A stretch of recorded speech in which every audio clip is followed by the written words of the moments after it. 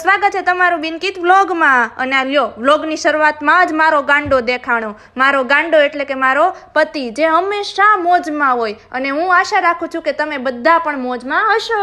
મારો પહેલો વ્લોગ છે તો હું વિચારતી હતી કે મારે શું કરવું, તો અંકિતે મને આઈડિયા આપ્યો કે તારે પહેલો વ્લોગ છે તો કેમ કે મહાદેવના દર્શન કરીને જ એના આશીર્વાદ લઈને જ આપણે શરૂઆત કરીએ। તો અત્યારે અમે મહાદેવના દર્શન કરવા જઈએ છીએ અને જે મંદિરે અમે અત્યારે જઈએ છીએ ને એ અંકિતનું ફેવરિટ મંદિર છે અને દર સોમવારે અંકિત ત્યાં જાય છે।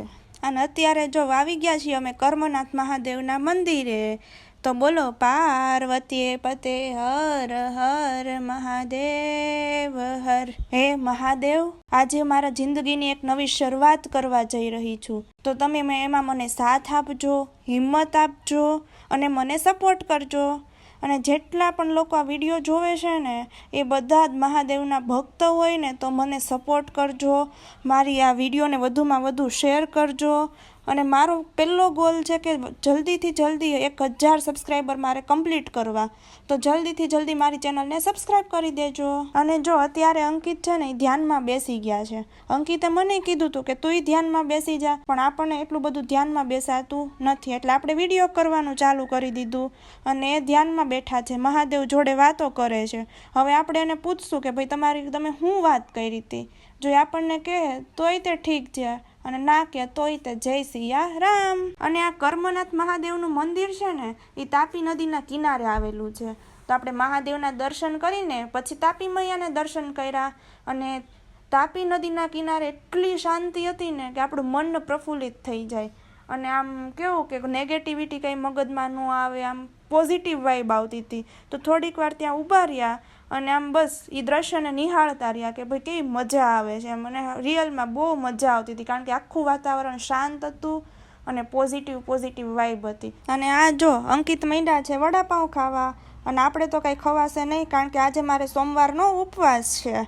તો હવે એ તો જો એની મોજમાં ખાય છે, બસ એને એક IPL આપી દો, એની જોડે એનું વડાપાઉં છે, ચટણી છે અને મરચાં છે, એટલે એ મસ્ત મગનથી ખાય છે। હવે આજુબાજુમાં શું થાય છે એને કાંઈ ખબર નથી, એ એની મોજમાં, ઓલવેઝ એની મોજમાં જ હોય।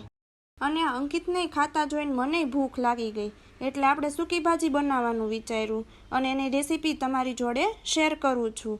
મને ખબર જ છે કે તમને બધાને સૂકી ભાજી આવડતી જ હશે, પણ જેને ના આવડતી હોય એ જોઈ લેજો, અને જેને આવડતી હોય તો મારી ક્યાં અને કઈ ભૂલ છે એ મને કમેન્ટમાં કહેજો। આપણે એક કડાઈમાં તેલ લેશું અને તેલમાં જીરું નાખશું, પછી જીરું બ્રાઉન થાય ત્યારબાદ આપણે ટામેટાં અને મરચું એડ કરશું। પણ હા, મેં ટામેટામાં જ મીઠું, લાલ મરચું પાવડર, હળદર, જીરું વગેરે નાખી દીધું હતું, તો એ મસાલાવાળું આપણે વઘાર કરી દઈશું। અને ત્યાર પછી એ વઘારમાં જ્યાં સુધી તેલ ઉપર ના આવે ને ત્યાં સુધી એને સાંતળવા દઈશું।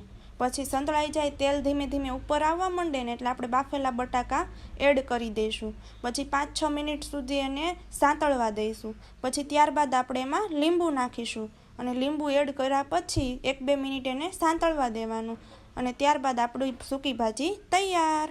ઘણી મહેનત પછી આપણે જમવા બેઠા, અને જો આ રેસીપી જોઈને તમને પણ મોઢામાં પાણી આવી ગયું હોય તો તમે પણ જમવા આવી જાઓ। અને જ્યાં હું શાંતિથી જમતી હતી ને ત્યાં જ પાછળથી અંકિતના ટોન્ટ મારવાનું ચાલુ થઈ ગયું। હવે એ મને ખીજવા કરશે, નહીં શાંતિથી જમવા દે અને હવે બાંધવાનું ચાલુ। બસ અમારા બેયનું બોન્ડિંગ જ આવું છે। ઠુસી ઠુસીને તો સોમવાર કરે, આને સોમવાર નો ફળે, આના સોમવાર નો ફળે, અને પાછું આ વેજીટેબલ ઘી મારી વાહે પડી ગયું એલા કે વિડીયોનો એન્ડ તમે આપો, વિડીયોનો એન્ડ તમે આપો, વિડીયોનો એન્ડ તમે આપો। વિડીયો એનો, ઇન્કમ એની આવશે તો ઈ આવશે જ ને, નહીં આવે? હજી જ ન થાવી ને? આવશે આવશે આવશે, કારણ કે ક્યારે આવશે? જ્યારે તને બધા લોકો સપોર્ટ કરશે। તો મારી એક નમ્ર વિનંતી છે તમને બધાને કે વિડીયોને લાઈક કરો, શેર કરો અને ચેનલને સબસ્ક્રાઈબ કરી નાખો, કારણ કે 1000 સબસ્ક્રાઈબર થાય તો એ તો ચેનલમાંથી ઇન્કમ ચાલુ થાય અને આની ઇન્કમમાંથી મને કઈ ગિફ્ટ દેવાની છે, એટલે આની ગિફ્ટ તો હજી બહુ બધી લાંબી આવશે। પહેલા ઇન્કમ આવશે પછી ગિફ્ટ આવશે, તો ત્યાં સુધી વિડીયોને લાઈક કરો, શેર કરો અને સબસ્ક્રાઈબ કરો। મારી ગાંડી વેજીટેબલ ઘી તો બોલો પાર્વતી પતે હર હર મહાદેવ હર